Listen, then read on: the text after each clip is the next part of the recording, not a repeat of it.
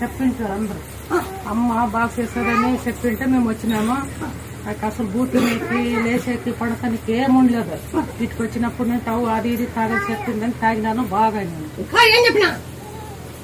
కాకరకాయ రసము, యాపాకు, ఆమ్లెట్ చెప్పింది తిన్నాం. లేచే పాడగాడితే అంత మస్తు ఉంటుంది.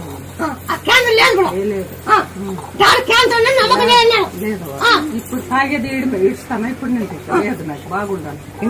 నువ్వు చెప్పింటు కదా అది వాడినాను కదా, అది ఇప్పుడు నేను తీయడాలి అనుకున్నాను. బాగా